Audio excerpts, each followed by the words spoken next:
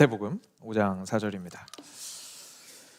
마태복음 5장 4절 신약성경 거의 맨 앞에 있습니다.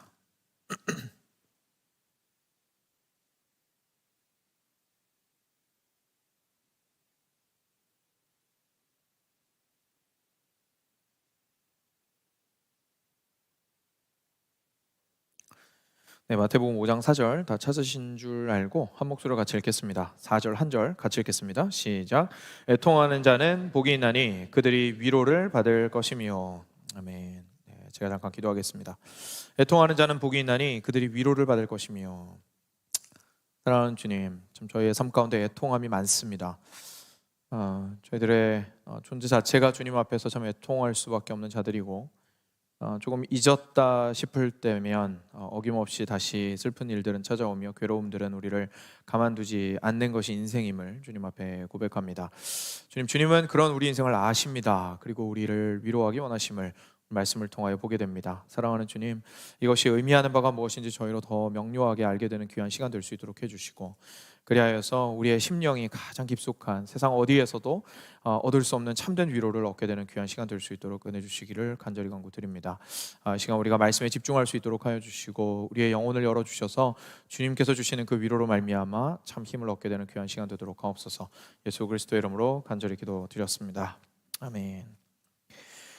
네, 복되도다 애통하는 자여 라는 제목으로 계속해서 산상수훈, 특별히 팔복 두 번째 시간 같이 가지도록 하겠습니다.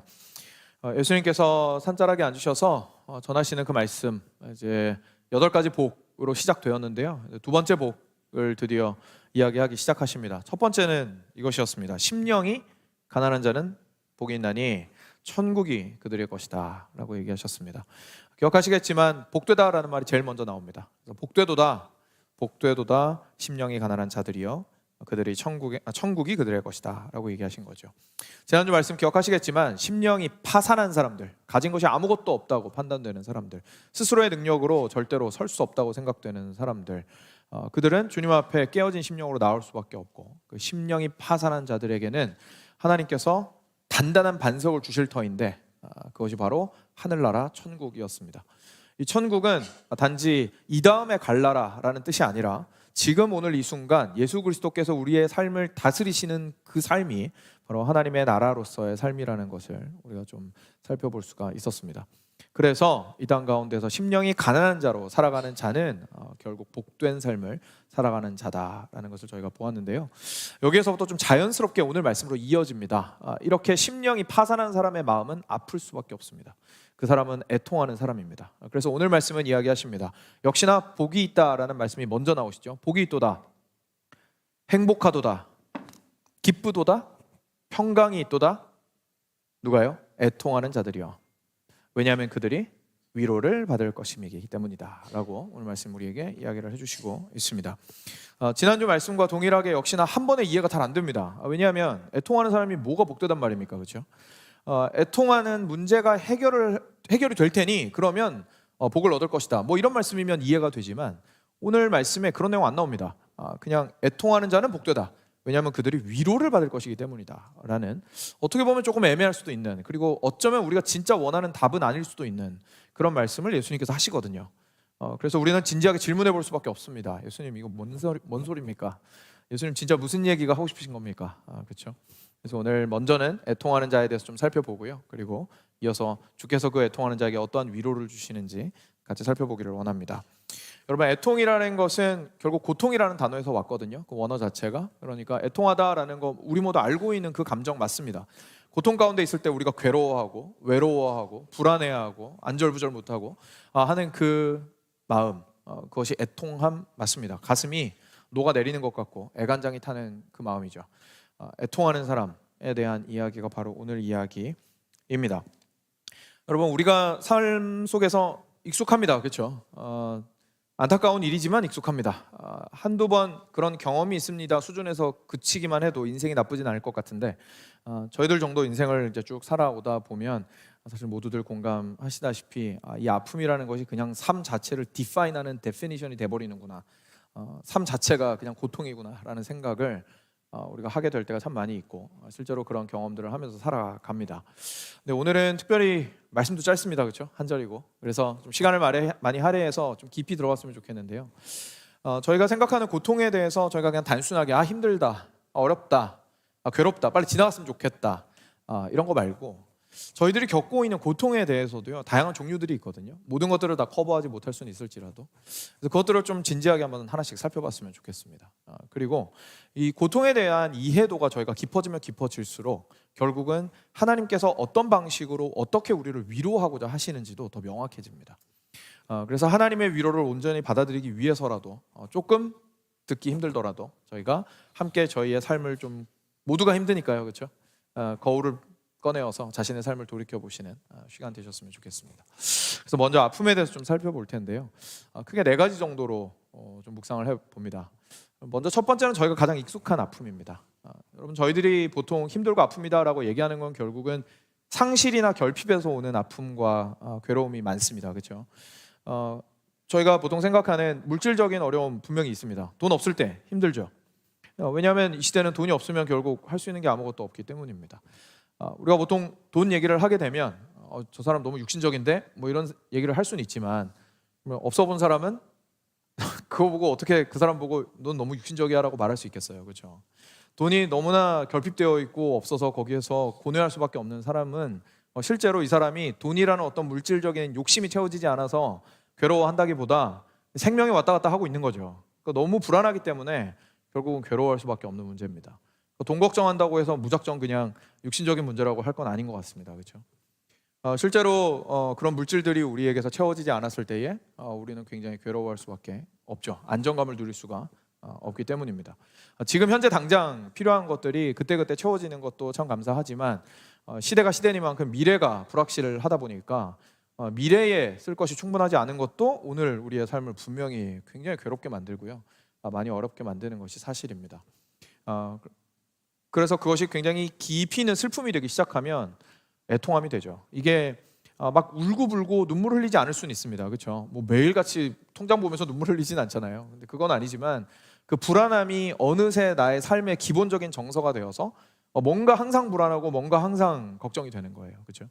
그래서 그러한 마음들이 기본적인 마음이 되어서 살아가는 애통함이 그 삶을 디파인하게 되는, 정의 내리게 되는 그런 삶의 모습들을 우리 분명히 살아가고 있습니다. 그뿐만이 아니죠. 우리가 건강 역시 마찬가지입니다. 우리가 아프다라는 얘기는 결국은 건강에 결핍이 있다는 것이고 건강을 상실했다는 뜻입니다. 그러니 건강을 잃으면 당연히 힘들고 아픕니다, 그렇죠? 그래서 특히나 그 지병이 있으신 분들, 너무 오랫동안 아파야 하는 분들, 그 아픔을 어떻게 해결이 안 돼서 그냥 약으로 경감만 시키고 버텨야 하시는 분들 많이 있습니다. 그 고통은 정말 본인만 알고 있겠죠. 그래서 그 아픔 가운데에서 삶 전체가 애통함으로 결국은 정의될 수밖에 없는 경우들이 분명히 있습니다. 관계 역시 마찬가지죠. 어떤 분들은 관계에 굉장히 진심이시고 그리고 영향을 많이 받으시는 성격을 가지고 태어난 분들이 있으실 겁니다. 뭐 그런 분들은 말할 필요도 없죠. 관계가 좀 무너지기 시작하면 본인의 삶이 거의 막 정신을 못 차릴 정도로 힘들어지시는 분들 분명히 있을 겁니다. 근데 안 그런 분들도 있어요. 근데 안 그런 분들이라고 해서 관계 문제가 아무렇지도 않은 게 아닙니다, 그렇죠? 그분들이 실제로 비즈니스 관계에 있는 사람과 관계가 갑자기 안 좋아진다든지 아니면 실제로 지금 당장 있는 가장 소중한 관계, 다시 말해서 바깥으로 관계가 뻗어나가진 않더라도 우리 가족 안에서의 관계가 힘들어지기 시작하면 실제로 그 사람도 아무리 평소에 관계에 쿨한 사람이라 할지라도 힘들 수밖에 없습니다. 그러니까 그 애통함을 가지게 되죠. 그 애통한 마음을 가지고 이 인생을 살아나가는 것이 우리의 모습이 됩니다. 우리가 일반적으로 얘기하는 인생 참 힘들다, 인생 참 고되다라고 하는 영역들은 보통 방금 말씀드렸던 이 부분에 거의 다 해당이 될 것 같습니다. 여러분들은 혹시 어떤 부분에 많이 힘들어하십니까? 그런데 여기서 끝나지 않습니다. 저희 보통 이제 여러분 힘드시죠? 하고 이제 막 설교 내용이 넘어가면요, 사실 여기까지만 생각하고 저희가 말 때가 대부분이거든요.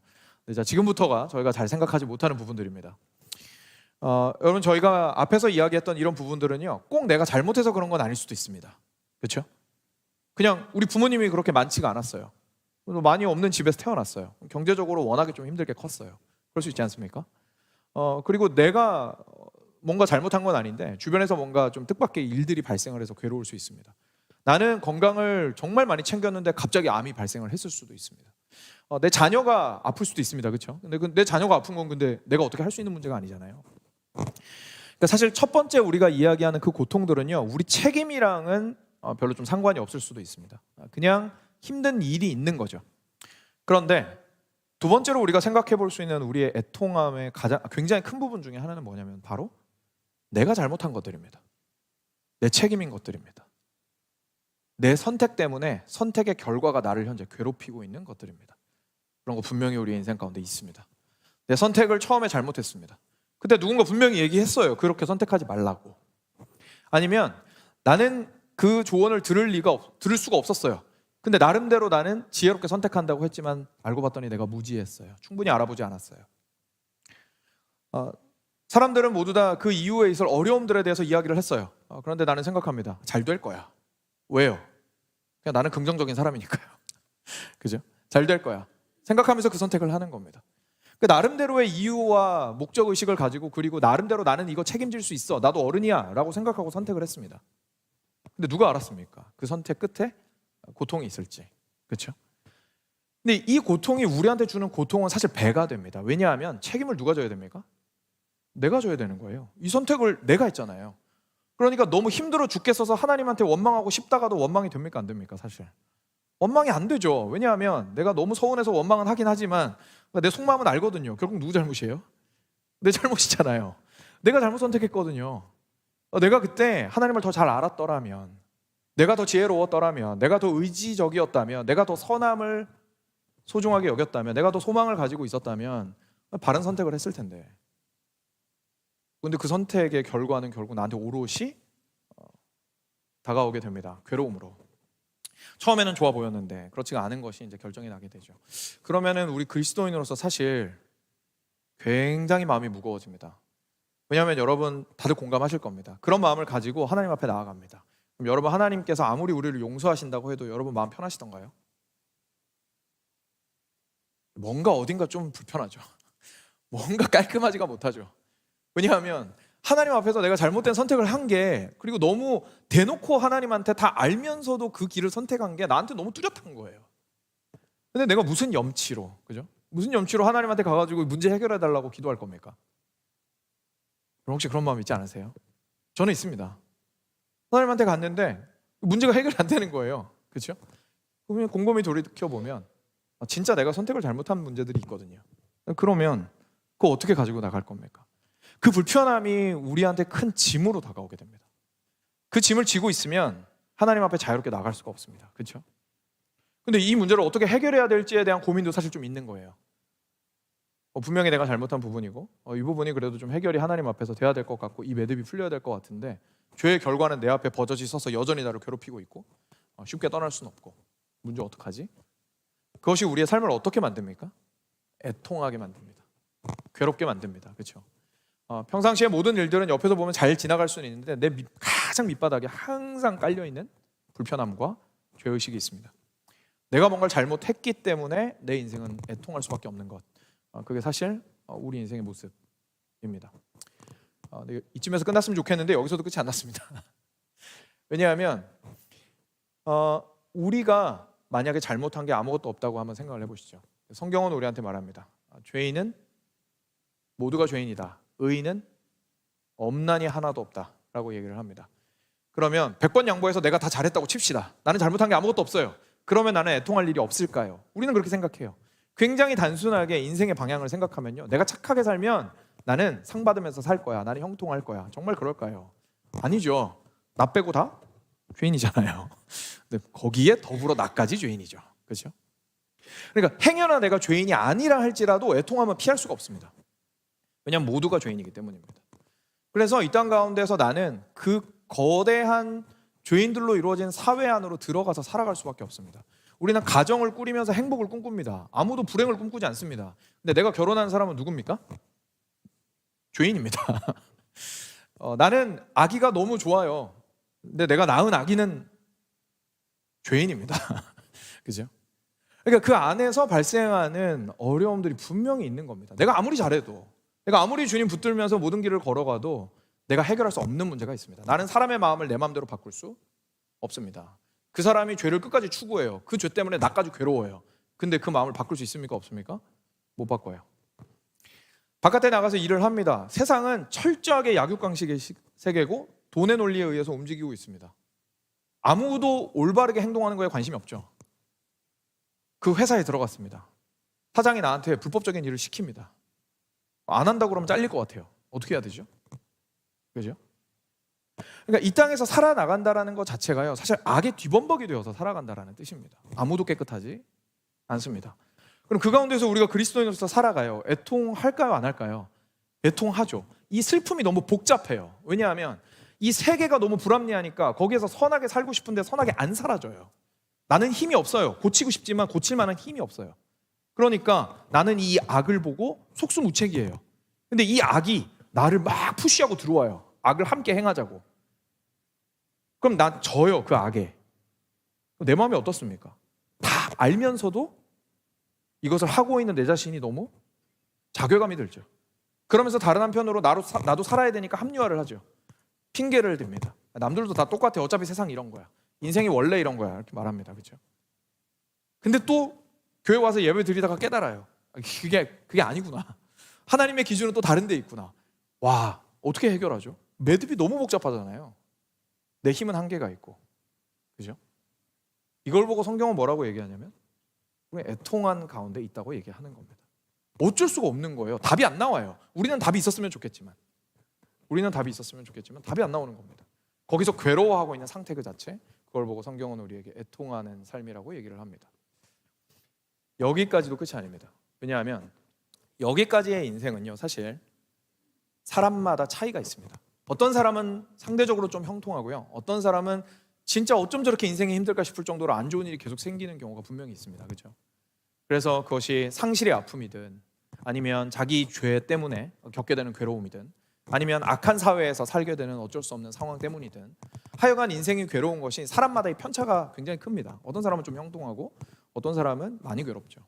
근데 우리 모두가 똑같이 공평하게 고통스러운 게 하나 있습니다. 바로 죽음입니다. 우리 중에 그 누구도 죽음을 피할 수가 없습니다. 그리고 죽음은 언제 찾아올지 아무도 모릅니다. 순서가 없죠. 그리고 이 죽음을 조금 더 깊이 생각해 보면요, 사실 우리가 피할 수 없는 죽음은 두 가지가 있습니다. 하나는 나의 죽음입니다. 아무도 나의 죽음을 피할 수 없습니다. 또 하나 우리가 피할 수 없는 거 하나 더 있죠. 내가 사랑하는 사람의 죽음도 피할 수 없습니다. 나만 죽는 게 아닙니다. 그렇죠? 옆 사람도 죽습니다. 그러니 나의 죽음도 피할 수 없기 때문에 이 인생은 참 애통투성입니다. 왜냐하면 허무하게 느껴지거든요. 어차피 이렇게 살다가 마지막에 이슬처럼 사라질 거 아니에요. 흙으로 돌아갈 거 아니에요. 우리가 하나님을 믿었기에 망정이지 우리의 존재 자체는 너무나 허무하다라는 생각을 할 수밖에 없습니다. 그리고 내가 불로 장수하더라도 나는 애통할 일이 없을까요? 아니죠. 근데 옆 사람은 죽잖아요.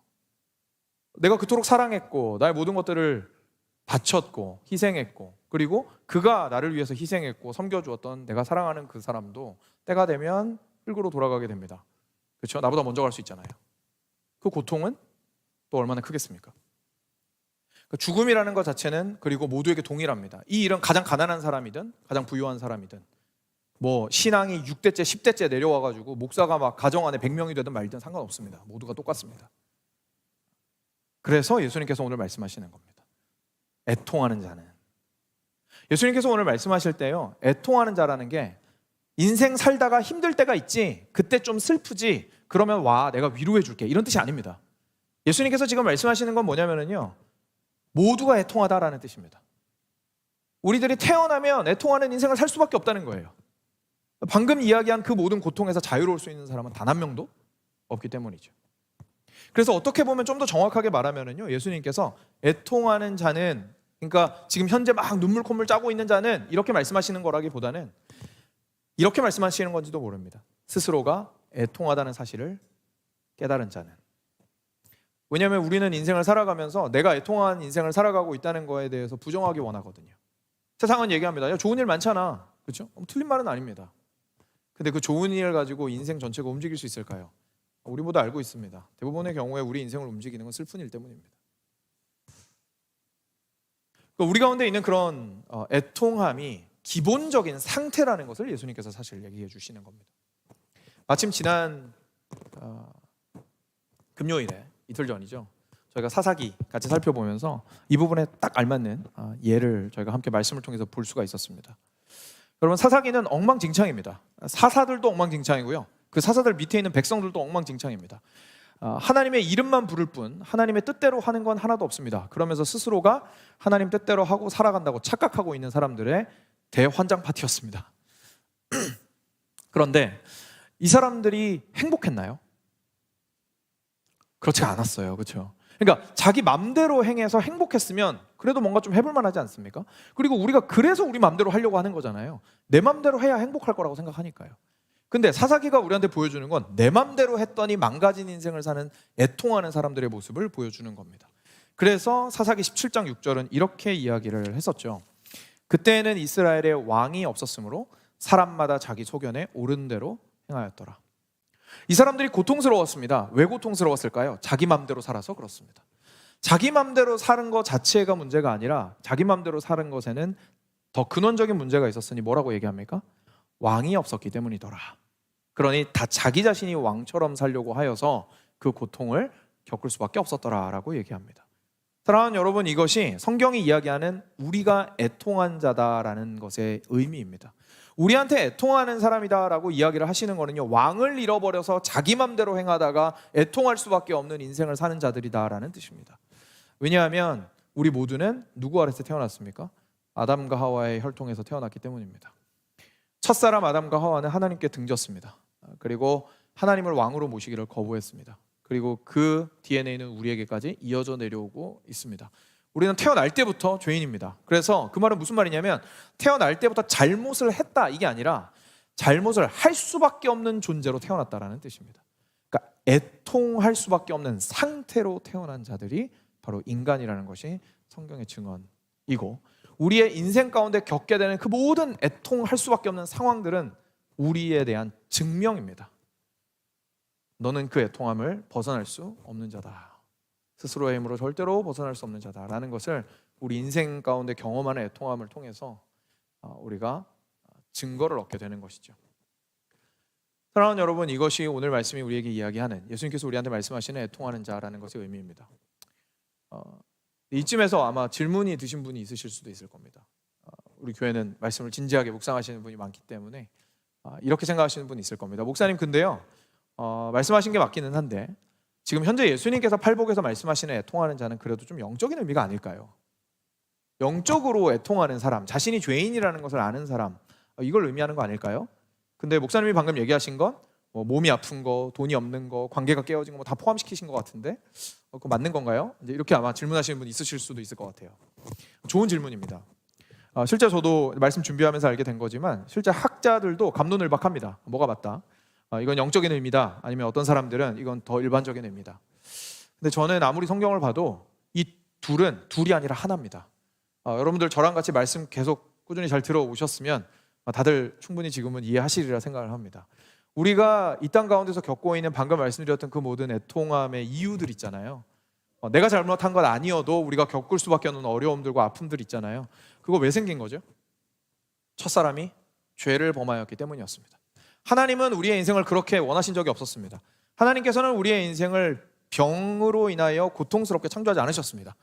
모든 것들이 죄로 말미암아 하나님께 등을 돌리게 되자 우리의 몸도 우리 스스로를 공격하기 시작했고, 동물과 식물이 자기들을 정글로 만들어버리기 시작했고, 사람과 사람이 서로 사랑하지 않고 미워하기 시작하게 된 것이죠. 스스로가 고통스러운 인생을 만들어가게 된 것, 우주 전체가 애통함 가운데 있게 된 것은 모든 것이 다 어디서부터 출발한 거냐면 하나님과의 관계가 깨어졌기 때문이었습니다. 그렇기 때문에 우리는 이렇게 말할 수 있습니다. 여러분들께서 삶 가운데에서 경험하시고 있는 그 모든 애통함들은 단 한 애통함도 빠짐없이 모두가 다 영적인 것입니다. 그 영적인 거다라는 게 무슨 얘기냐면 신비한 일이다 이런 뜻이 아니고요, 하나님과 관계에 연관된 문제다라는 뜻입니다. 근데 여기서 우리가 참 조심할 게 있습니다. 이 뜻이 이렇게 오해하시면 안 됩니다. 내가 지금 아파요. 내가 막 통풍이 걸렸어요. 통풍이 걸렸는데 없던 통풍이 갑자기 생긴 걸 보니까 내가 지지난주에 하나님 앞에서 거짓말했던 게 생각이 났어요. 아니면 무슨 한 3년 전에 서원했는데 안 지켰던 게 생각이 났어요. 그래서 그거를 못 지켜서 하나님이 통풍을 주신 거다, 이런 뜻이 아닙니다. 우리가 보통 이렇게 오해를 많이 하는데 1대1로 줄긋기 하라는 게 아닙니다. 내가 뭘 잘못했으니까 하나님이 이 병을 주신 거야. 1대1로 줄긋기 하시면 안 됩니다. 앞서서 제가 애통함을 이렇게 복잡하게 설명드린 이유가 있습니다. 우리 인생이 고통스러운 이유는 굉장히 복잡합니다. 어느 한 가지 이유 때문이 아니에요. 내 잘못도 섞여 들어가 있고요. 다른 사람의 잘못도 섞여 들어가 있고요. 하나님께서 나에게 가르쳐주고자 하시는 그 절대적인 주권도 당연히 섞여 들어가 있고요. 짬뽕입니다. 그래서 그런 의미가 아닙니다. 그런 의미가 아니라 모든 것들이 맨 처음에 하나님에게 등을 돌렸기에 발생한 고장난 인생에서부터 시작된 문제이다라는 의미입니다. 우리는 고장난 채로 태어났고 모두가 고장난 채로 태어났고 고장난 세상에 던져졌습니다. 그게 성경이 증언하는 죄악된 세상에서 죄인으로 태어났다는 것의 의미입니다. 네가 잘못했어 이게 아니라, 그리고 우리가 잘못하는 이유는 고장났기 때문에 잘못하는 겁니다. 잘못했기 때문에 고장난 게 아니라. 이것이 바로 예수님께서 말씀하시는 애통한 자의 진단입니다. 그럼 이제 회복을 어떻게 해야 되는지가 확실해졌습니다. 여러분 사사기 말씀 기억하시겠지만 우리가 고장난 이유는 누구를 잃어버렸기 때문이라고요? 하나님을 잃어버렸기 때문입니다. 근데 더 정확하게 얘기하면 하나님을 누구로서 잃어버렸습니까? 왕으로서 잃어버린 겁니다. 그냥 단지 초월자가 존재합니다 이걸 원하시는 게 아니에요. 하나님이 원하시는 건 왕으로서 우리의 삶을 주관하시는 것입니다. 근데 우리가 왕의 자리에서 하나님을 밀어내버린 게 우리의 문제였습니다. 그럼 회복은 어떻게 돼야 될까요? 우리의 애통함은 어떻게 위로를 받을 수 있을까요? 여러분 우리가 예수님께서 오늘 애통하는 자는 복이 있나니 위로를 받을 것입니다 라고 말씀하시면 우리는 이렇게 생각합니다. 예수님, 제가 이번에 슬픈 일이 있었는데요, 저 좀 안아주시고 포근하게 말씀해 주시고 일어날 수 있도록 따뜻하게 저의 마음을 녹여주십시오. 제가 좀 위로를 받으면 일어날 수 있을 것 같습니다. 예수님이 말씀하시는 애통함과 위로의 수준은 그런 걸 얘기하는 게 아닙니다. 그 정도로 위로받을 수 있다면 사실 그만큼만 아프신 겁니다. 웬만한 애통함은, 참된 애통함은 겪어보신 분들은 아시겠지만 따뜻한 말로 해결되지 않습니다. 옆에서 좀 안아준다고 해서 그 애통함 해결 안 됩니다. 애통함이 해결되려면 실제 상황이 바뀌어야 됩니다. 실제 상태가 변화되어야 합니다. 실제 문제가 해결이 돼야 됩니다. 문제의 근원이, 뿌리가 뽑혀야 됩니다. 안 그러면 참된 위로는 없습니다. 왕이 제자리를 찾지 않으시면 우리에게는 위로란 없습니다. 우리가 애통하는 것이 우리의 상태였던 것처럼요, 위로도 마찬가지입니다. 예수님께서 하기 원하시는 위로는 뭐냐면 궁극적인 위로입니다. 예수님께서 그렇게 말씀하시는 거예요. 너희의 인생이 죄로 말미암아 하나님을 떠났기 때문에 이 고통 가운데 살 수밖에 없고 애통함으로 인생을 점철시키며 살아갈 수밖에 없지만 내가 왔단다. 무엇으로서요? 왕으로서. 그리하여 나로 말미암아 너희가 온전히 회복되게 될 것이다. 너희들이 참된 위로를 얻게 될 것이다 라고 말씀하시는 것이 오늘 예수님께서 하신 애통하는 자는 복이 있나니 저들이 위로를 얻을 것이며 라는 것의 참된 의미입니다. 사랑하는 여러분, 우리가 위로를 생각할 때에요, 이 위로는 그냥 단순히 감정적인 것이라고 생각하기 쉽지만 예수님이 주시는 위로가 그렇지 않다는 것을 실제 메시아 예언에서도 우리가 확인을 할 수가 있습니다. 이사야 61장 전체가 메시아의 놀라운 회복의 예언을 우리한테 해주시고 있는데 다 읽기에는 조금 기니까요, 1절부터 3절까지만 제가 읽어드리겠습니다. 주 여호와의 영이 내게 내리셨으니 이는 여호와께서 내게 기름을 부으사 가난한 자에게 아름다운 소식을 전하게 하려 하심이라. 나를 보내사 마음이 상한 자를 고치며 포로된 자에게 자유를, 갇힌 자에게 노임을 선포하며 여호와의 은혜의 해와 우리 하나님의 보복의 날을 선포하여 모든 슬픈 자를 위로하되 무릇 시온에서 슬퍼하는 자에게 화관을 주어 그 죄를 대신하며 기쁨의 기름으로 그 슬픔을 대신하며 찬송의 옷으로 그 근심을 대신하시고 그들이 의의 나무 곧 여호와께서 심으신 그 영광을 나타낼 자라 일컬음을 받게 하려 하심이라. 아멘. 이것이 약속된 메시아의 위로입니다. 하나님께서는 그냥 단순하게 우리가 애통하는 자로 살아가게 내버려두지 않으시고 내가 반드시 너의 마음을 헤아려 상한 마음을 고쳐줄 것이다. 그리고 마음만 헤아리고 고쳐주는 것이 아니라 상황 자체를 반드시 뜯어 고칠 것이다. 죄의 종로로 타고 있고 하나님을 떠난 삶의 애통함 가운데서 발버둥 치고 있는 너의 인생을 자유함을 허락하고 놓이게 만들어 줄 것이다. 참된 위로의 상태를 너에게 허락할 것이다 라고 하나님께서 분명히 약속하고 있으십니다. 그리고 예수님께서는 바로 이 위로를 우리한테 전달해 주고 있으신 것이죠. 그래서 다름이 아니라 예수님께서 사역을 시작하시며 회당에 들어가셔서 이사야 61장을 펼치셨습니다. 그리고 누가복음에서 이렇게 말씀하셨죠. 회당에 있는 사람들을 향해서 이렇게 말씀하십니다. 주의 성령이 내게 임하셨으니 이는 가난한 자에게 복음을 전하게 하시려고 내게 기름을 부으시고 나를 보내사 포로된 자에게 자유를, 눈먼 자에게 다시 보게 함을 전파하며 눌린 자를 자유롭게 하고 주의 은혜의 해를 전파하게 하려 하심이라 하였더라. 책을 덮어 그 맡은 자에게 주시고 앉으시니 회당에 있는 자들이 다 주목하여 보더라. 이에 예수께서 그들에게 말씀하시되 이 이사야의 글이 오늘 너희 귀에 응하였느니라. 아멘. 뭐라고 얘기하신 겁니까? 내가 너희의 위로니라 라고 말씀하신 겁니다.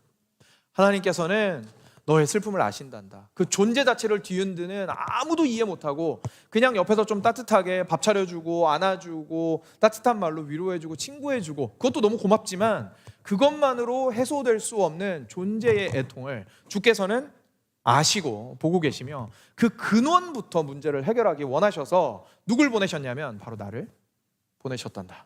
내가 바로 너희의 위로란다. 어떻게 해야 위로를 받을지 너희에게 매뉴얼을 줄러 온 것이 아니라 나 자체가 위로로서 너희에게 왔노라라고 얘기하십니다. 그리하여 누구든지 그리스도를 받는 자는 그 위로를 얻게 될 것이라고 말씀하시는 것이죠. 그리고 이 예수님께서 놀랍게 십자가에 못 박혀 죽으셔서 그 죄의 문제를 해결하시고 3일 만에 부활하셔서 사망의 문제를 해결하시고 그리고 나서 승천하사 성령 하나님을 우리에게 주십니다. 성령님 혹시 기억하시는 분 계시겠지만 헬라어로 뭐라고 합니까? 파라클레토스라고 부릅니다. 그렇죠? 파라클레토스. 근데 오늘 말씀에서 위로를 받을 것임이라 할 때 위로가 바로 파라클레시스입니다. 성령 하나님을 예수님께서 주신 이유가 무엇을 위해서 우리한테 주신 거라고요? 애통하는 우리에게 위로로서 주신 겁니다. 그리고 다시 한번 말씀드리지만 그냥 위로로 편지 써주신 게 아닙니다. 이렇게 하면 위로를 받을 거야 이게 아니라 위로의 존재로서 우리와 함께하러 오신 겁니다. 그래서 우리 안에서 함께 하셔서 우리의 그 애통함의 시대를 함께 한 걸음 한 걸음 걸어가기로 하신 것이 성령 하나님의 결정이셨습니다. 그리고 그 위로를 우리에게 주십니다. 그래서 예수님께서 말씀하신 겁니다. 애통하는 너희 모두여 나에게로 오거라. 무슨 애통함이 있든지 그 애통함의 근원의 문제는 결국은 하나님과의 관계 문제인데 그 관계의 문제를 해결하기 위하여 참된 위로로서 내가 왔노라. 그리고 단순하게 너희에게 위로가 무엇인지 알려주고 끝나는 것이 아니라 진정한 위로로서 나의 성령을 너희에게 선물로 주게노라. 그러니 애통하는 자들은 복이 있도다. 저들이 위로를 얻을 것이며 라고 예수님께서 말씀하신 겁니다. 사랑하는 여러분, 어떻게 우리가 복이 없다고 말할 수 있겠습니까? 어떻게 우리가 행복하지 않다고 말할 수 있겠습니까? 성령의 우리와 함께 하시는데, 그렇죠? 이렇게 성령의 우리와 함께 하시며 위로를 받은 사람에게는요 크게 세 가지 정도로 저희가 마지막으로 나누게 될 변화점들이 생기게 됩니다. 이 변화될 점들을 좀 살펴보고 말씀 마무리하겠습니다. 먼저 첫 번째로 우리가 가지게 되는 변화는요, 여러분, 그리스도인의 놀라운 변화는 애통하는 마음과 위로를 함께 가진 자가 된다는 사실입니다. 우리가 성령을 받은 다음에 세상을 살아나가는데요, 나의 애통함의 근원이 되었던 내 몸은 여전히 아프다는 것을 발견하게 됩니다. 여전히 나를 괴롭히던 사람은 내 옆에서 사라지지 않는다는 사실을 발견하게 됩니다. 여전히 나를 애통하게 만들던 일들이 그 자리에 그대로 있다는 것을 발견하게 됩니다. 그리스도인의 삶이라고 해서 애통하면서 갑자기 건짐을 받는 것이 아닙니다. 그러실 때도 있지만요. 그리고 우리는 그렇게 기도할 때가 많이 있지만요. 근데 하나님께서는 무엇을 주십니까? 위로를 허락하여 주십니다. 그래서 그리스도인은 놀랍도록 현실을 살아가는 사람입니다. 세상 사람처럼 마치 애통함이 없는 것처럼 부정하면서 그냥 긍정적으로 하하호호하면서 살아가는 사람들이 아닙니다. 그리스도인들은 인생의 어려움과 애통함을 직시할 줄 아는 사람입니다. 아무리 어렵고 아무리 괴로워 보여도 그것을 외면하지 않습니다. 왜냐하면 그게 현실이거든요. 그게 나거든요. 그게 내 인생이거든요. 남의 인생처럼 생각하지 않습니다. 그럼에도 불구하고 거기서 주저앉지는 않습니다. 왜냐하면 놀라운 위로가 우리와 함께 하시거든요. 그래서 이 땅을 걸어가면서 애통함과 위로를, 그 긴장 상태를 함께 버티며 살아나가는 힘을 주시는 것이 하나님의 놀라운 은혜입니다. 그래서 이 두 가지를 함께 견디며 살아나가기 때문에 그리스도인들이 멋있는 겁니다. 그리스도인들이 세상에서 무너지지 않을 수 있는 겁니다. 아무리 강력한 어려움이 오더라도 하나님의 위로는, 그리스도로 말미암아 오는 위로는 그 모든 어려움을 능가하기 때문에 그렇습니다. 그래서 그것을 함께 쥐고 우리는 슬픔과 그리고 위로를 함께 쥐며 살아가게 되죠. 이 두 가지를 함께 쥐고 살아가는 사람에게는 두 번째 특징이 나타나게 됩니다. 사랑하는 여러분, 저희들이 너무 아프기 때문에 오늘 말씀 보게 되면 애통하는 자는 복이 있나니라고 하면 자기 인생만 생각할 때가 참 많이 있습니다. 근데 여러분, 내가 애통하는 인생이어서 예수님이 나의 위로가 되셨다라는 얘기는 무슨 얘기입니까? 옆 사람도 애통하는 인생이란 뜻이고, 옆 사람이 애통하는 인생의 해답도 누구란 뜻입니까? 예수님이라는 뜻입니다. 그것을 볼 수 있는 눈이 드디어 생기게 됩니다. 내가 예수님으로 말미암아 위로를 얻게 되면은요, 옆 사람의 고통에 대해서 함부로 말하지 않게 됩니다. 아, 나도 그 자리에 있었어라고 얘기를 하게 되는 거죠. 야, 너 왜 그거밖에 못해? 왜 거기까지밖에 안 와? 야, 너 정도면 괜찮은 거야. 아, 내가 더 힘들었어. 그 정도 가지고 죽는 소리 하지 마. 그 정도 가지고 얘기를 하는 거는 네가 그냥 약한 거야. 좀 더 힘을 내봐. 믿음이 필요하지. 그게 뭐 하는 거야? 기도해서 이겨내야지. 그죠? 우리의 그 말이요, 말 자체는 맞을 수 있습니다. 그런데 그것이 사실 맞는 말로서 전달은 안 됩니다. 왜냐하면 그 말 속에는 무슨 전제가 깔려 있냐면, 나는 너처럼 같은 상황에서 힘들지 않아라는 말이 깔려 있거든요.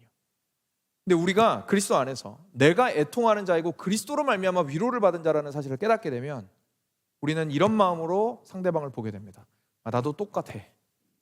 네가 애통하는 만큼 나도 애통하는 자이고, 내가 오늘 웃을 수 있는 이유가 하나밖에 없어. 내 애통함은 여전히 나와 함께 있으나 주님께서 나의 위로가 되시기 때문이야. 그러니까 너 힘든 거 충분히 이해해. 근데 있잖아, 주저앉을 필요는 없어. 왜냐하면 예수님께서 너의 위로가 되실 거야. 예수님께서 나의 위로가 되셨거든. 같이 기도하자. 우리 같이 주님께 나아가자. 같이 주님을 만나자 라고 얘기할 수 있게 됩니다. 다른 사람의 애통함을 보는 눈과 태도가 180도 바뀌게 되는 것이죠. 그리고 마지막으로 세 번째로 정말 놀라운 그리스도인의 힘이 생기게 되는데요, 그건 바로 오늘의 애통함이 해결되지 않았는데도 불구하고 내가 복되다라고 고백하게 된다는 사실입니다. 여러분, 애통함은 해결이 안 됐습니다. 애통함이 해결이 돼야 우리는 얘기합니다. 아, 복되다. 그렇죠? 왜냐하면 그게 형통한 거잖아요. 돈이 없는 사람이 돈이 많아지는 게 복이죠. 건강이 없는 사람은 건강이 생기는 게 복이죠. 그게 복이 아니라는 게 아닙니다. 복은 복입니다. 그런데 우리는 거기에서 멈출 때가 많다는 겁니다. 근데 성경은 그렇게 얘기하지 않습니다. 상황은 변하지 않을 수도 있습니다. 아픈 진실이지만 기독교는 이걸 얘기해야 됩니다. 상황은 바뀌지 않을 수 있습니다. 상황은 바뀌지 않을 수 있지만 그럼에도 불구하고 우리가 오늘을 담대하게 살아갈 수 있는 이유는 나의 위로가 나를 떠나지 않기 때문입니다. 그리고 그 위로는 오늘 나를 다독이는 수준이 아니라 가장 궁극적인 하나님과의 관계 문제를 해결하여 주신 참된 위로이십니다. 그러니 오늘 내가 비실거리고 넘어지고 심지어 내 죄 때문에 내가 괴롭고 자책할 수밖에 없는 상황에 있다 할지라도 그것을 온전히 해결하신 분이 예수 그리스도이십니다. 그러니 그것을 붙들고 나의 참된 위로이신 하나님 앞으로 담대하게 나아갈 수가 있게 됩니다. 그리고 이것은 오늘의 문제로 끝나지 않습니다. 왜냐하면 이렇게 오늘 나의 눈물을 닦아주시고 위로가 되어주신 예수님은 마지막 때에 온전하게 진짜로 그 모든 것들을 회복하시고 정말로 눈에 보이도록 모든 것들을 복되게 변화시키실 것이기 때문에 그렇습니다. 계시록의 말씀은 참됩니다. 내가 말하기를 내 주여 당신이 아시나이다 하니 그가 나에게 이르되 이는 큰 환난에서 나오는 자들인데 어린 양의 피에 그 옷을 씻어 희게 하였느니라. 그러므로 그들이 하나님의 보좌 앞에 있고 또 그의 성전에서 밤낮 하나님을 섬김에 보좌에 앉으시니가 그들 위에 장막을 치시리니 그들이 다시는 줄이지도 아니하며 목마르지도 아니하고 해나 아무 뜨거운 기운에 상하지도 아니하리니 이는 보좌 가운데에 계신 어린 양이 그들의 목자가 되사 생명샘으로 인도하시고 하나님께서 그들의 눈에서 모든 눈물을 씻어 주실 것입니다. 사랑하는 여러분, 위로가 주께 있습니다. 그러니 모든 애통하는 자들이여 애통하는 마음을 그대로 가지시고 부정하지 마시고 깔끔하고 멋지고 긍정적시키고 하하호호 하는 모습으로 사람들한테 넌 참 인생이 잘 나가는구나 라는 칭찬을 듣고 싶은 마음으로 주님 앞에 나오지 마시고 애통하는 자들이여 있는 모습 그대로 주께서 나아오십시오. 왜냐하면 여러분은 이미 복된 자입니다. 왜냐하면 예수 그리스도께서 여러분의 위로가 오늘 당장 되셨기 때문에 그렇습니다. 함께 기도하겠습니다.